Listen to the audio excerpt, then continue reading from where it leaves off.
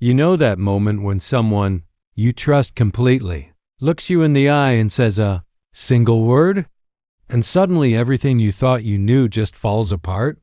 Now imagine that word isn't goodbye, it's yes. And instead of losing a friend, you find out you never really knew what friendship was supposed to feel like. This is a story about how one girl's yes broke my friendship with my best friend. But not in the way you think. No cheating. No fighting. No drama. Just a three-letter word that destroyed one version of us and built something way better. Let me start from the beginning. My best friend's name is Sam. We met in middle school. You know how that goes. Same weird sense of humor, same hate for group projects, same ability to finish each other's sentences. By high school, we were basically the same person in two different bodies. We texted all day. We had inside jokes that would take an hour to explain. We even had that unspoken rule where if one of us needed to leave a party, the other one faked a phone call from their mom. That was us. And like most best friends, we had a third person in our orbit. Her name was Mia.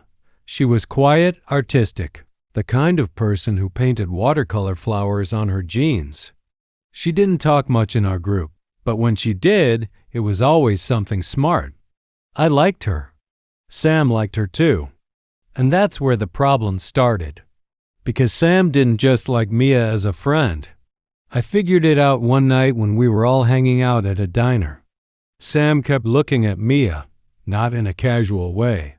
In a I'm trying to memorize the way your hair falls over your ear way. I knew Sam better than anyone, and I had never seen him look at anyone like that. So I asked him. Walking home, I said, "Dude, do you like Mia?" He stopped walking. Didn't say anything for 5 full seconds. Then he just nodded. And here's the thing. I should have been happy for him. Two people I cared about, maybe getting together? That sounds great on paper. But my brain didn't go to happiness. It went straight to fear. Because I knew what happened when friends dated friends. I had seen it before. The awkwardness. The choosing sides when they broke up. The slow death of a group chat. I had this voice in my head that said, if Sam and Mia get together, you're going to lose both of them. So I did something I'm not proud of. I told Sam not to go for it. That last one was the real truth. I didn't care about the group. I cared about me. I was scared that if Sam had a girlfriend, he wouldn't have time for me anymore. No more late-night video games. No more random drives to nowhere. I would become second place. And I didn't want to be second place. Sam listened to me. Because that's what best friends do. They trust you. He said, "Yeah, you're probably right. It's not worth the risk." And just like that, he buried it. He stopped looking at Mia differently. He stopped finding excuses to sit next to her. He became the same old Sam again. And I was relieved. For about 3 months. That's when Mia started dating someone else. A guy from another school. Nice enough. Boring, but nice. And Sam was fine. He laughed at the same jokes. He showed up to the same hangouts. But I could see it. A tiny flicker in his eyes every time. Mia's phone buzzed and she smiled at a text that wasn't from him. I ignored it. Because acknowledging it would mean admitting I was wrong. Weeks turned into months. Sam and I graduated. We went to different colleges, but we stayed close. Called every week. Visited on breaks. Everything looked fine from the outside. But inside, something had shifted. Our conversations felt shorter.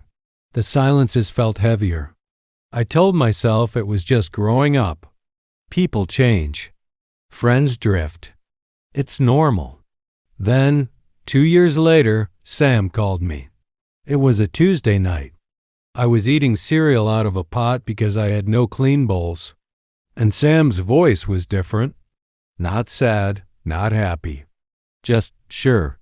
He said, "I'm going to tell Mia how I feel." I almost dropped the pot. I said, "What?" "She's been with that guy for 2 years." He said, "They broke up last month." I didn't even know. That's how far we had drifted. My best friend's life was happening without me. I wanted to say all the same things again. Don't risk it. Think about the friend group. Think about us. But something stopped me. Maybe it was the way he said it. Like he had already made up his mind. Like he wasn't asking for permission. He was just telling me out of respect. So I said the only thing that made sense. Okay. Then I added, "Good luck." He drove to her city that weekend. 3 hours. No playlist. Just him and his thoughts. And when he got there, he sat her down at a park bench near the river where she used to feed ducks as a kid. And he told her everything. Not just "I like you." He told her about the night at the diner. He told her about the 3 months he spent pretending not to care. He told her about the Tuesday phone call with me. All of it. And Mia? She didn't say anything for a long time. Then she laughed. Not a mean laugh. A relieved laugh. Like someone had finally asked her the question she had been waiting years to answer. She said, "I thought you'd never ask." Here's the part where most stories would end. Boy gets girl. Roll credits. But that's not where this story ends. Because the next day, Sam called me again. And this time, he didn't tell me about her. He told me about us. He said, "You know what she told me?" She said she always thought you and I were together. I laughed. "What?" "No, we're just friends." And Sam said, "Yeah, I know. But think about it. From the outside, we looked like a couple. The way we talked every day. The way we showed up everywhere together. The way I trusted your opinion over almost anyone else's. She wasn't crazy for thinking that. That hit me weird. Not in a bad way. In a real way. Because he was right. I had been acting like a jealous partner, not a friend. I didn't want Sam to date Mia because I was scared of losing my place in his life. That's not friendship. That's ownership. And Sam, being Sam, wasn't even mad. He said, "I should have told her back then. And you should have let me. We both messed up. But I'm not blaming you. I'm just saying, let's not do that again." That was the moment everything broke. And rebuilt. Because here's what I learned. Real friendship doesn't mean being the most important person in someone's life. Real friendship means wanting them to find other important people. It means celebrating when they find love, even if that love takes up time they used to spend with you. It means trusting that what you built is strong enough to hold new weight. I didn't trust that. I thought our friendship was a glass box. One crack and it shatters. But it was never glass. It was muscle. And muscle grows when you stress it. After Sam and Mia got together, things changed. We didn't hang out as much. That's just math. But when we did hang out, it was better. No more unspoken fears. No more holding back. I could say, "Go be with your girlfriend, idiot," and mean it. And he could say, "I'm bringing her to the game this weekend," without feeling guilty. Mia and I even became friends. Real friends. Not just friends-girlfriend friends. She taught me how to mix colors for watercolor. I taught her how to beat the water, temple and ocarina of time. We had our own inside jokes now. And I realized something I never expected. I didn't lose a friend. I gained one. But wait, you might be thinking, okay, cute story. But what does this have to do with me? Here's what. Most of us treat our close friendships like emergency rations. We keep them in a box marked, "Do not touch." We get scared when someone new tries to open that box. We think love is a pie. If someone else gets a slice, there's less for us. But love isn't a pie. It's a muscle. The more you use it, the bigger it gets. Studies back this up. Research on social networks shows that People with strong romantic relationships don't have fewer close friendships. They actually tend to have more, because learning to be vulnerable with one person teaches you how to be vulnerable with others. There's a 2014 study from the University of Oxford that looked at how romantic relationships affect friendships. They found that when people entered happy relationships, their friendships didn't suffer. What changed was how they spent their time. Less casual hanging out, more intentional connection. Fewer late nights at bars, more actual conversations. The friendships that survived weren't the ones that demanded the most time. They were the ones that adapted. That's what Sam and I did. We adapted. We stopped measuring our friendship by how many hours we spent together. We started measuring it by how honest we could be with each other. And that brings me back to Mia's yes.